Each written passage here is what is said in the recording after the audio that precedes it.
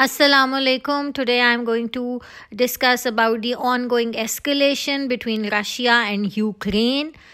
In the last video, we discussed about the geopolitical and geographical significance of Ukraine for the Russians and that how NATO expansion towards the eastward is a security threat for Russia. The 1 lakh troop build-up on Russia-Ukraine border by the Russians and the continuous military escalation by the Russians near the border is a serious concern to the world for any future war.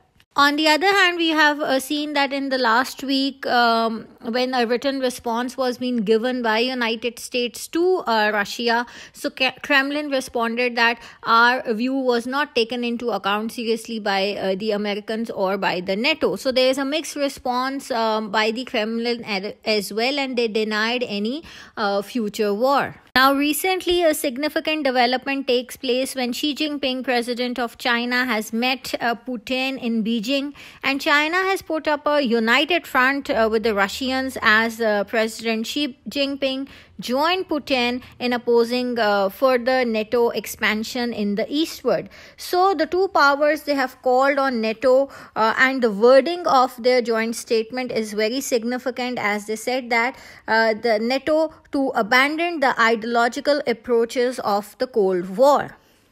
Therefore, we see a consolidation of redistribution of power in international relations. On one hand, we see that the West, Europe and United States of America, along with Australia, Canada, they are strengthening their alignment on one hand, and on the other hand we see a more closer proximity of Russia and China, the way China has extended its support to Russia and opposed NATO expansion in the eastward, and on the other hand Russia has also reciprocated and reinforced her support to China in terms of one China principle, that Taiwan is a permanent part of China.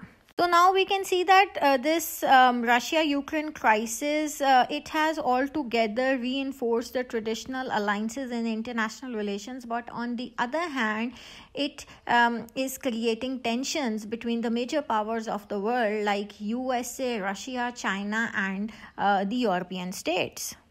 Now, if we analyze United States, we see that the first US troops, they have been deployed to Europe to reinforce this Washington's NATO ally. They have arrived in Germany, and it is also been said that they are expected to arrive in Poland as well in the couple of weeks. So this whole deployment of US forces in European countries, it reinforces NATO's eastern flank. Moreover, United States of America has also granted this $200 million security package to Ukraine, and they are further extending their support to Ukraine. Ukraine troops are being trained in the military bases in the western Ukraine. They are using anti-tank missile launchers and other military hardwares. Moreover, United States of America has sent an additional 90 tons of military aid to Ukraine, other than that $200 million package. And in the last year, we see that United States of America has sent $650 million defense equipment and services to Ukraine. So the gradual military assistance to Ukraine by United States of America and consequently by United Kingdom and other European states is also a concern for the Russians. For instance, Britain, they have sent defensive weapons to Ukraine, and then since 2019 we see that Turkey has sold drones to Ukraine. Baker, an arms manufacturer based in Istanbul, they have sold dozens of drones to Ukraine, and recently Turkey have agreed to co-produce these Turkish-made drones at a production site in Ukraine. Therefore, we see that the gradual military spending of Ukraine And on the other hand, the way Ukraine is being supported by the European countries and United States of America in terms of military assistance, it has created an urgency within Russians to respond to this military buildup and spending of Ukraine on its military, because with the passage of time, the way Ukraine will be getting more strengthened militarily, and they are opening their ways to join European Union and NATO, so things will be becoming difficult for Russians, and that is the reason that there is an urgency within the Kremlin.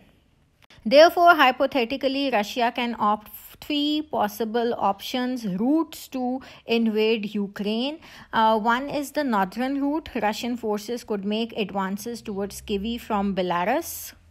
Russia has already massed up 5,000 troops into Belarus with short-range ballistic missiles, special forces, and anti-aircraft barriers, and 30,000 troops are expected to come in Belarus. So this is a real concern for Ukraine as well, and for the US and Western powers as well.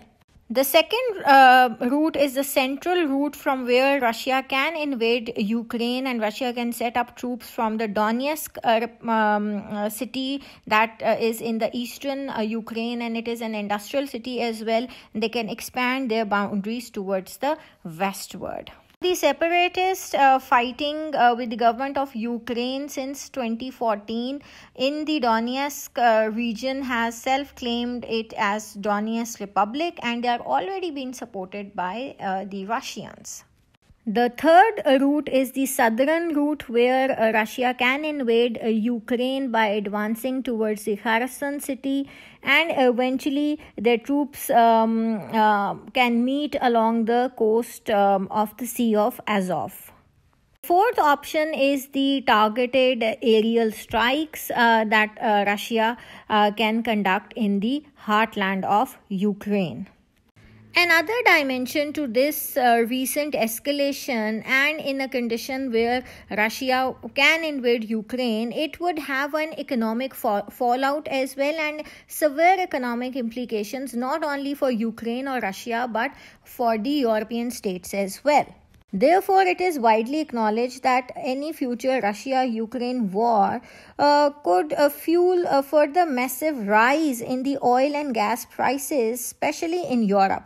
Now, Russia supplies around 30% of Europe's oil and 35% of its natural oil, which could be cut off in the event of any conflict, or it can be disrupted for a time period in case of any conflict. So for a longer period of time and for a short period of time, the oil and gas supplies can be disrupted, and a price hike in the gas and oil supplies can directly affect the industries of Europe. On the other hand, we can see that these oil and gas supply disruption in case of any war, obviously it would also affect the Russian economy as well, and that is the reason that we can see that three states can take opportunity from this oil and gas disruption as well. Qatar in terms of its LNG, Saudi Arabia in terms of its oil, and recently we see that Australia has also offered liquefied gas to her European allies in terms of any escalation of conflict or war. In this perspective, we see on the other hand that two options for the West, which they can use as part of economic coercive tactics to pressurize Russia to avoid any future escalation. One is the boycott of Russia, a natural gas pipeline following to Europe, that is the Nord Stream 2 pipeline, that is very crucial to Moscow, and it has been a central idea of Putin as well, because Russia approximately covers 40% of European Union natural gas imports that are coming from the Russia. So in case of any future escalation, if the European countries they boycott this Nord 2 stream, so it will directly affect the economy of Russia. On the other hand, we see an idea to oust Russia from a SWIFT payments system, a messaging network that is used by approximately 11,000 banks throughout the world for fast and secure money transfer. So it can also inflict an economic damage to the Russians. Therefore, we see that this whole Ukraine-Russia crisis, it has a geopolitical, territorial and security implications for Russia, but a massive military buildup and a future escalation, it also has an economic fallout for the Russians as well. Therefore, on one hand, we see that the way Ukraine has been spending on its military buildup, and it is getting assistance from United States, UK and other European states. And on the other hand, the urgency on part of the Russians to act to contain this NATO expansion eastward and to deny Ukraine from getting membership of NATO.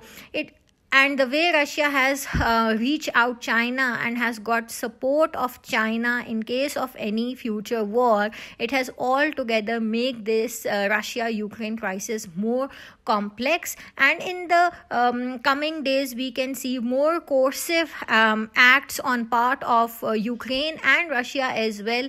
And we will see that how international community responds to these grave security issues. So this was all from my side today. I hope this video would work for you, and stay tuned to our channel. Keep watching our videos, share our videos, and Allah Hafiz.